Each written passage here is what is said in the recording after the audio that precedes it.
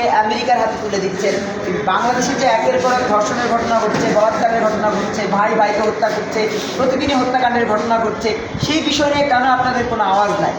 ভারতে হত্যা হলে কান্নাকাটি করেন, পাকিস্তানে হত্যা হলে কান্নাকাটি করেন, ফিলিস্তিনে হত্যা হলে কান্নাকাটি করেন, বাংলাদেশে যে প্রতিদিন ভাই ব্রাদাররা মৃত্যুবরণ করছে, হামলার শিকার হচ্ছে, হত্যাকাণ্ডের শিকার হচ্ছে, একই পরিবারের 5 জন সদস্য মৃত্যুবরণ করছে, সেগুলো নিয়ে তো এনসিপি কাঁদে না, সেগুলো নিয়ে তো ইসলাম মঞ্চ কাঁদে না, সেগুলো নিয়ে তো জামাত ইসলাম কাঁদে না।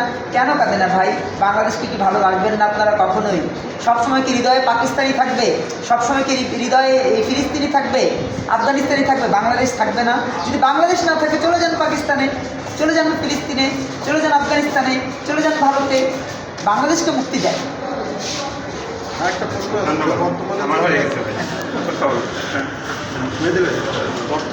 বর্তমান সরকারের ভিতরে যে একজন অনেক শিশু হামের কারণে মারা যাচ্ছে, এই বিষয়ে আপনি কি ইউনুস সরকার হামিয়ে বিভিন্ন চালবানো হচ্ছে, এই বিষয়ে দেখেন, এই যে হামের টিকায় যারা মৃত্যুবরণ করছে, যে শিশুরা, নতুন প্রজন্মের যারা প্রতিনিধিরা, তাদের প্রতিটি হত্যাকাণ্ডের দায়ে ইউনুস সরকারের ফাঁসি হওয়া উচিত। ইউনুস সরকারের প্রতিটা সদস্যের 100 বার করে ফাঁসি হওয়া উচিত।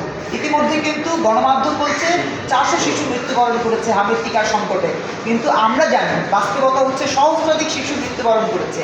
যে সহস্রাধিক শিশু মৃত্যুবরণ করেছে, আমরা দেখেছি এই প্রতিটা বিষয়ে গত সরকার, অন্তর্বর্তীকালীন সরকার সবসময় উদাসীনতার ভূমিকা পালন করেছে। আমরা মনে করি হামের টিকা সংকটের কারণে যে শিশুরা মৃত্যুবরণ করেছে তাদের পিতাদের উচিত, মাতাদের উচিত ইউনুস সরকারকে প্রধান আসামি করে আসিফ নজরুলকে দ্বিতীয় আসামি, তৃতীয় আসামি আসিফ মাহমুদ সজীব ভুইয়া, চতুর্থ আসামি মাহফুজ আলম, এইভাবে প্রতিটা সদস্যকে আসামি করে তাদের মামলা দায়ের করা এবং এদেরকে ফাঁসির কাস্টে ঝুলিয়ে দেয়া।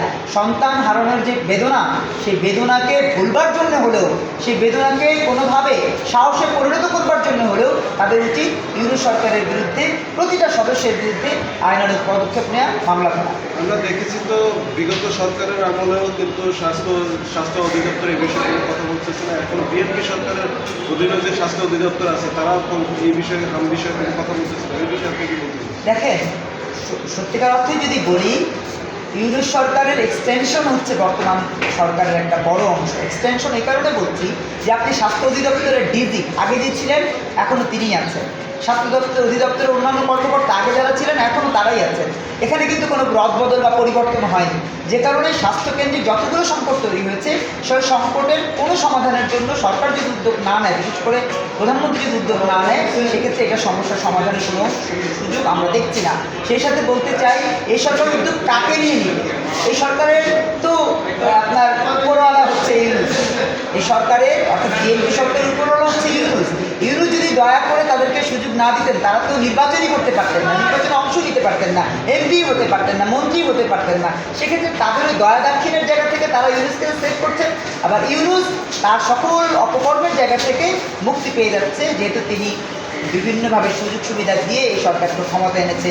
বিরোধী দল করেছে, জামাত ইসলামকে বিরোধী দল করেছে, এনসিপিকে বিরোধী দলের জায়গা রাজনীতি করে দিয়েছে। এই জন্য দয়া দাক্ষিণে একজন আরেকজনকে দয়া করবার মধ্য দিয়ে আমরা সহস্রাধিক শিশু হারাচ্ছি, আর তারা মূলত আরামায়েশে নিজেদের আখের বোঝাচ্ছে।